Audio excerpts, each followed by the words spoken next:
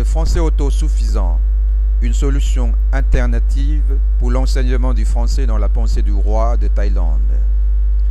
Dans un article du dernier numéro de notre bulletin, nous avions cité Jules Ferry, un grand homme politique français de la seconde moitié du XIXe siècle. Ne pas embrasser tout ce qu'il est possible de savoir, mais bien apprendre ce qu'il n'est pas permis d'ignorer.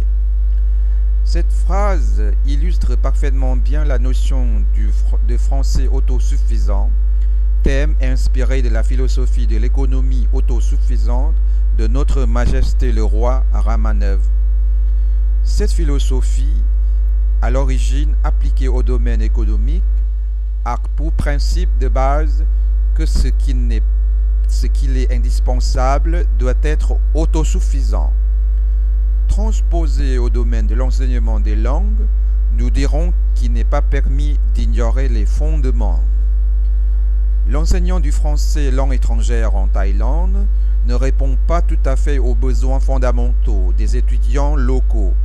Nous entendons par un enseignant du français adapté aux besoins et aux priorités locaux un enseignement qui s'inspire d'exemples linguistiques de l'environnement où vit l'apprenant.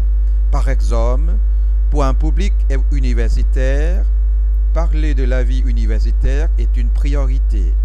Que l'apprenant sache parler de son pays natal est également une nécessité. Les exemples cités dans la méthode l'invitent à avoir des réflexions approfondies de ce qui distingue le français du thaï. Or, on se contente généralement de suivre une méthode conçue par un expert français dont le livre est destiné à un public désirant aller prendre un bain linguistique en France.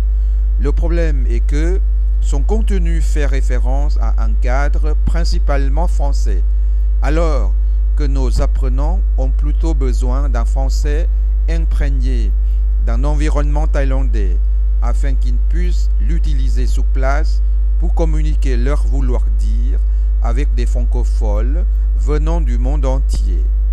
En effet, très peu de nos anciens étudiants vont en France pour y suivre des études supérieures.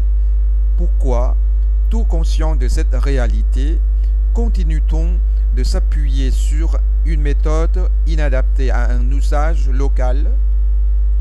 Pourquoi ne cherche-t-on pas à concevoir nos propres manuels pour un meilleur enseignement?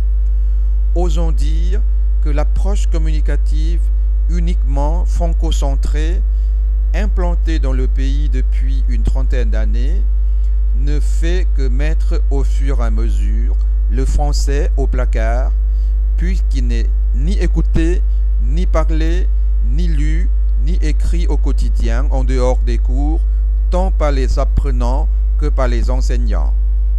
S'il est vrai que les étudiants apprennent le français pour des raisons plus culturelles que linguistiques et que la culture peut être acquise sans avoir